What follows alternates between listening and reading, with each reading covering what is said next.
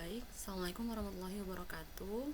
Yang saya hormati rekan-rekan dan juga dosen pengampu mata kuliah infrastruktur hijau.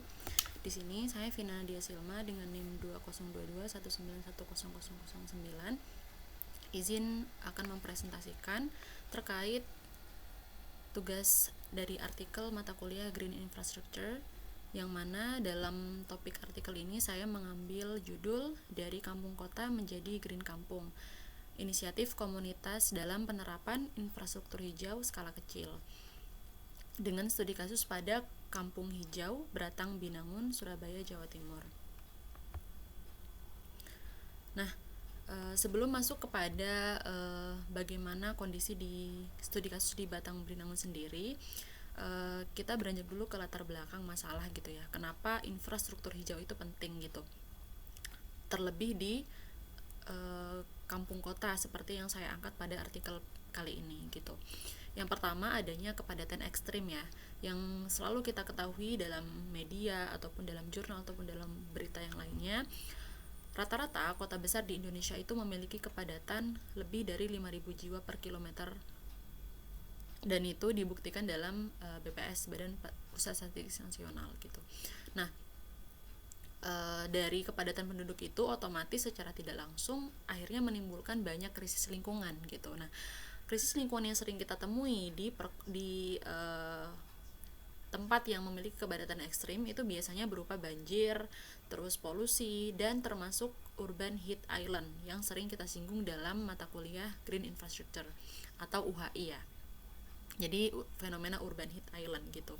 Terus yang ketiga, sebetulnya memang sudah ada solusi ataupun jenis-jenis infrastruktur, tapi kebanyakan yang seringkali direalisasikan dalam kehidupan nyata itu adalah grey infrastructure atau fokus pada infrastruktur abu-abu, di mana masih menggunakan drainase beton konvensional, dan itu terbukti gagal mengatasi volume air dan suhu udara yang terus meningkat. Jadi suhu udara tetap panas, drainase tidak bagus, akhirnya tetap banjir. Dan yang terakhir adalah masalahnya adalah adanya paradoks lahan. Jadi infrastruktur hijau skala besar seperti taman kota itu sangat sulit dibangun di area padat karena tidak ada lahan tersisa. Jadi sejauh ini infrastruktur hijau yang dibangun itu oleh pemerintah terutama ya, itu adalah taman kota, RTH dan sebagainya. Cuman itu kan nggak semuanya bisa direalisasikan di semua kota atau misalkan di semua tempat, di semua lokasi, termasuk di kampung kota yang memang lahannya tuh padat gitu. Jangankan untuk fasilitas umum, untuk masyarakat aja itu sudah terbatas karena memang mempunyai kepadatan penduduk yang cukup banyak gitu. Jadi kampung kota itu kan bisa kita definisikan itu ibaratkan seperti penduduk di perkotaan, cuman mereka di pinggiran gitu. Jadi ibaratkan mereka adalah masyarakat pinggiran kota gitu. Dan biasanya masyarakat memang kebanyakan tinggalnya di sana karena kan kalau di pusat kota itu memang pusatnya industri, pusat perusahaan, gedung dan sebagainya. Selanjutnya, kenapa akhirnya ini menjadi alasan kuat dan apa gap risetnya? Jadi kenapa mengambil kampung kota sebagai fokus riset? Jadi masih belum banyak yang melakukan penelitian terhadap kampung kota. Padahal kampung kota itu adalah area yang paling rentan karena memang sangat terbatas lahannya. Kedua, adanya transformasi paradigma. Jadi keinginan untuk mengubah kampung padat atau seolah-olah kampung padat kumuh itu menjadi green kampung atau kampung hijau. Dan yang ketiga adalah media sosial. Jadi alasan kuat memilih topik ini adalah untuk membuktikan ya bahwa modal sosial bukan media sosial, modal sosial atau gotong royong itu sebetulnya lebih efektif daripada sekedar anggaran dana dalam menciptakan keberlanjutan lingkungan yang selama ini digemburkan oleh pemerintah. Nah, selanjutnya metode riset yang saya lakukan di sini yang pertama menggunakan deskriptif kualitatif ya. Maksudnya di sini yaitu dengan pendekatan studi kasus tunggal, di mana lokasinya itu saya fokuskan pada Kampung Beratang Binangun, Surabaya. Mengapa mengambil Kampung Beratang Binangun? Sebetulnya banyak sekali kampung hijau di Indonesia, cuman yang sejauh ini dilihat banyak publikasi, banyak berita dan memperoleh banyak penghargaan yaitu Kampung Beratang Binangun. Dari yang saya ambil informasinya itu Kampung Beratang Binangun itu peraih Proklim Lestari dan Adipura Kencana gitu. Dan selanjutnya untuk sumber data yang saya gunakan nanti akan ada data sekunder dari jurnal akademik, laporan DLH, dan laporan media yang kredibel seperti detik.com, Kompas, dan sebagainya. Yang terakhir adalah analisis data. Jadi nanti akan menggunakan sintesis lintas sumber dan triangulasi untuk memverifikasi bahwa inisiatif di kampung tersebut memang benar-benar valid dan berdampak. Nah, jadi ibaratkan kalau misalkan kita mau mengibaratkan gitu, membangun infrastruktur hijau di kampung kota itu seperti memasang perabotan di kamar kos yang sempit gitu. Jadi kita tuh nggak butuh sofa yang besar ya untuk di suatu ruangan yang sempit. Kita cuma butuh furnitur yang multifungsi, yang cerdas, yang berguna dan fungsional gitu. Nah, selanjutnya adalah terkait ini, profil dan transformasi Kampung Beratang Binangun. Jadi sebagai gambaran umum atau gambaran awal bahwa Kampung Beratang Binangun ini merupakan tipikal kampung kota di Surabaya dengan kepadatan penduduk yang sangat tinggi. Jadi sebelum tahun 2000-an, kawasan ini tuh menghadapi masalah klasik ya, seperti sebagaimana kampung kota pada umumnya, tumpukan sampah, saluran air drainase yang mampet dan gersang dan sebagainya. Dan akhirnya transformasi itu dimulai ketika akhirnya adanya komunitas lokal nih didorong oleh kader lingkungan. Jadi masyarakat langsung ya menyadari bahwa infrastruktur abu-abu atau grey infrastructure yang selama ini dilakukan itu nggak cukup gitu. Akhirnya masyarakat sendiri di Kampung Beratang Binangun ini mulai mengadopsi konsep green kampung dengan memanfaatkan setiap jengkal lahan yang tersedia. Jadi sebetulnya konsep green kampung ini bukan berawal dari Beratang Binangun aja, tapi sudah banyak yang menginisiasi. Cuman jadi mereka mencoba untuk mengadopsi dengan menyesuaikan nih bagaimana sesuai dengan tempat kampung yang mereka sekarang huni. Selanjutnya, nah ini berdasarkan analisis data sekunder yang saya dapatkan,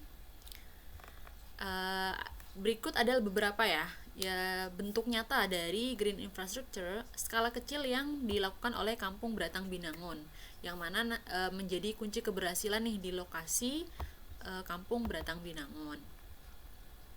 Nah, yang pertama, jadi ini 3 teratas ya yang berhasil saya rangkum. Jadi yang pertama yaitu sistem resapan biopori masif.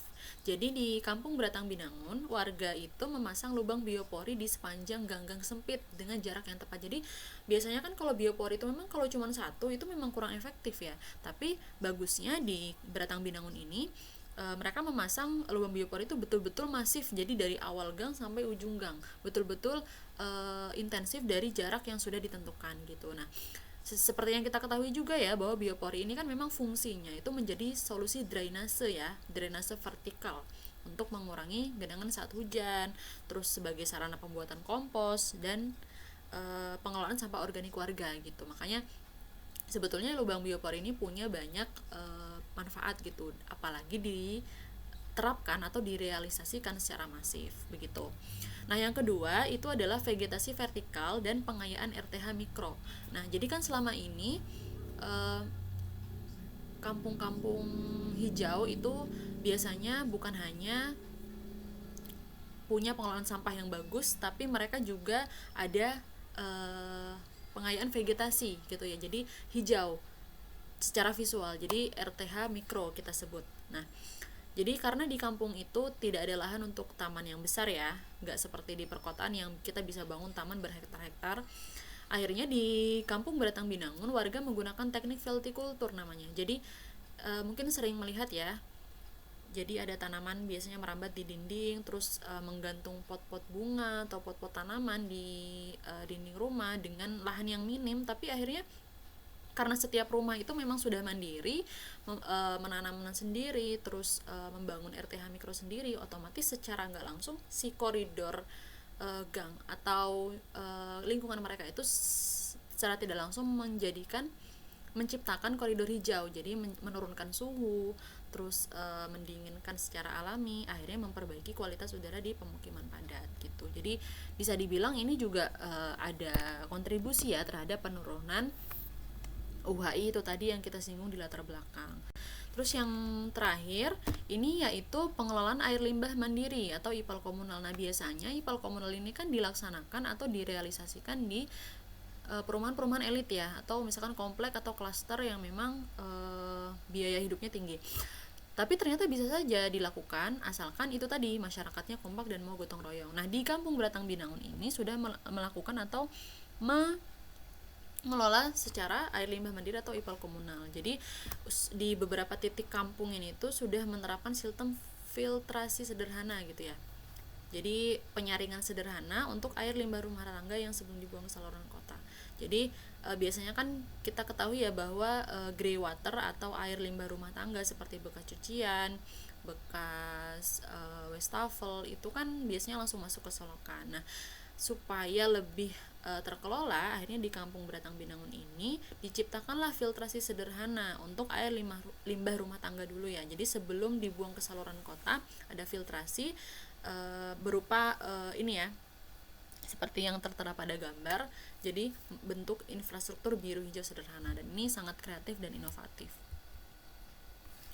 Selanjutnya, nah tentunya dari berbagai kegiatan yang sudah terrealisasi, yang sudah berhasil dilaksanakan di Kampung Beratang Binangun, itu kunci pertamanya ada pada komunitas. Jadi seperti yang sudah tadi saya sampaikan di awal terkait gambaran umum Kampung Beratang Binangun, memang mereka ini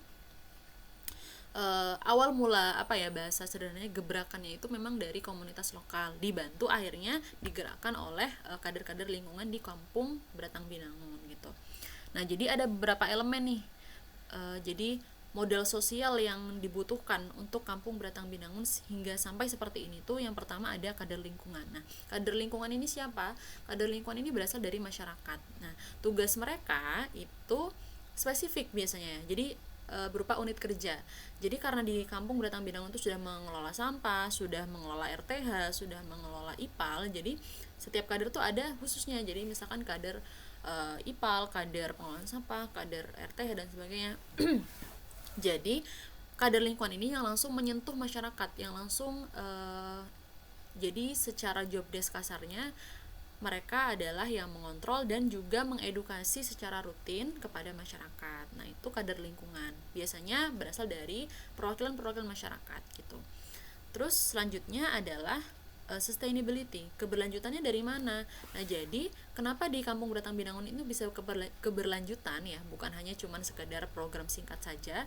Jadi karena memang tadi ya, karena kader lingkungannya aktif, terus sesuai dengan unit kerja spesifik. Jadi dari kader lingkungan itu akhirnya contohnya nih, adanya pembagian tugas piket menyiram tanaman. Nah, itu salah satu untuk akhirnya bisa jadi sustain programnya. Terus contoh lagi ada kader bagian pengelolaan sampah. Jadi ada piket memanen komposnya. Jadi bukan hanya dibikin tapi juga dirawat. Nah, itu akhirnya salah satu hal-hal kecil yang akhirnya terakumulasi menjadi sustainability dalam program Kampung Hijau mereka. Dan yang terakhir yang pasti adalah gotong royong dan swadaya. Jadi memang yang biasanya menjadi konseptor, menjadi edukator itu dari kader lingkungan ataupun komunitas lokal. Tapi tentu saja mulai dari persiapan RTH, pembuatan IPAL, terus pembuatan biopor, itu semuanya adalah swadaya dari masyarakat bersama-sama gitu. Jadi sebetulnya semua masyarakat itu saling berkolaborasi.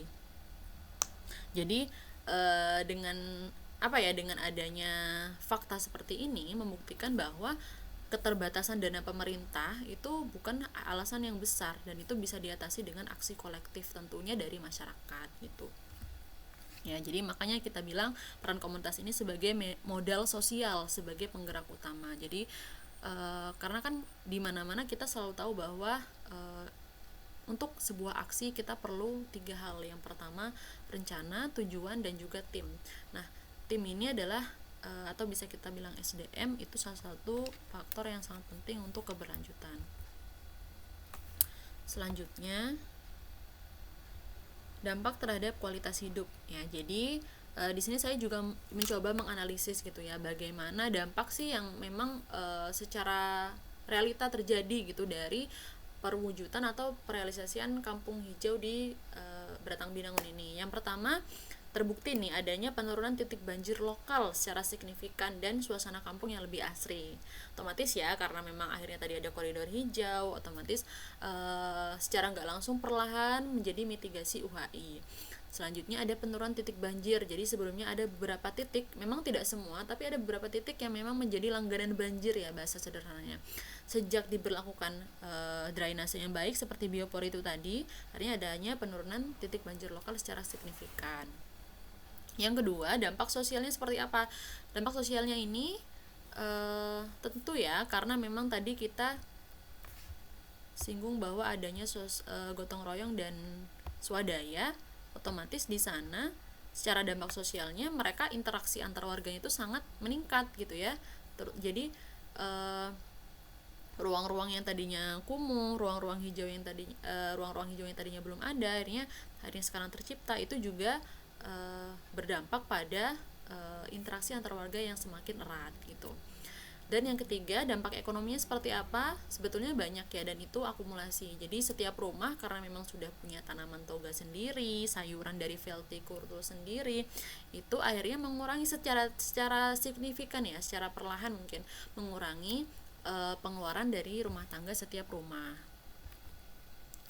Nah, selanjutnya kesimpulan yang bisa diambil dari riset terhadap Kampung Beratang Binangun ini, yang pertama, kita bisa mengambil adanya solusi lahan sempit. Bagaimana kita mengkreasikan lahan sempit ini menjadi sebuah hal yang bisa bukan hanya menguntungkan sekitarnya saja, tapi justru meningkatkan mitigasi akumulasi dari seluruh permasalahan di kampung maupun di kota tersebut gitu.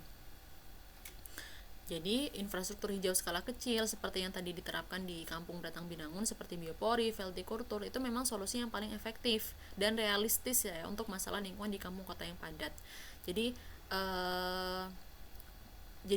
solusinya itu bukan hanya solusi yang sekedar atau hanya realisasi saja, tapi memang sangat sangat bermanfaat dan memang sangat berpengaruh terhadap solusi dari masalah lingkungan yang terjadi. Yang kedua adalah kekuatan bottom up. Mungkin sering mendengar ya bottom up dan top down. Nah, sejauh ini pemerintah kita memang sering melakukan kebijakan ataupun regulasi secara top down ya. Jadi seolah-olah memang semuanya dari pemerintah, warga tidak punya apa-apa dan tidak punya kepemilikan yang tinggi, otomatis dari warga juga tidak punya rasa keinginan yang tinggi untuk melakukan solusi tersebut gitu. Makanya bagusnya memang kekuatan bottom up, di mana dimulai dari pemerintah, dimulai dari masyarakat, lanjut nanti direalisasikan dalam masyarakat, tetap pemerintah sebagai pemberi anggaran dan bentuk kebijakan. Kalaupun memang dari pemerintah tidak bisa berbuat banyak, atau minimal memberikan izin dan juga keleluasaan bagi masyarakat untuk bisa melakukan perubahan di lokasi. Terus yang selanjutnya adalah model green kampung. Jadi Kampung Beratang Binangun ini sendiri sudah terbukti gitu ya, sangat berhasil gitu. Adanya keterbatasan fisik lahan dan masalah yang runyam itu tadi, masalah lingkungan yang banyak, itu bisa dilakukan atau dirubah gitu ya, dibantah ibaratkan dengan kekuatan model sosial, yaitu kerjasama warga atau masyarakat. Nah, untuk saran terhadap hasil dari riset ini, yang pertama replikasi ya. Alangkah baiknya pemerintah kota lain atau kampung yang lain harus menjadikan model green kampung ini berbasis komunitas ini ya sebagai standar penataan pemukiman padat, bukan hanya fokus pada penggusuran ataupun betonisasi bahasa kasarnya. Yang kedua, harus ada regenerasi gitu. Jadi perlunya ada perlibatan generasi muda nih terutama. Mungkin kalau di kampung bahasanya mungkin Karang Taruna atau perkumpulan anak muda lainnya dalam pengelolaan green infrastructure, karena mereka butuh anak muda pasti, supaya pengetahuan lingkungan ini tidak terputus pada generasi tua begitu. Dan yang terakhir, harus adanya integrasi teknologi, karena kita harus menyesuaikan zaman, apalagi di masa depan komunitas itu harus bisa mulai mengintegrasikan sensor sederhana untuk memantau kelembapan tanah atau kualitas air secara mandiri. Jadi karena kan sudah banyak model-model teknologi IoT ya, itu harus mulai diterapkan juga Jadi harus dinamis antara teknologi dan juga pengembangan.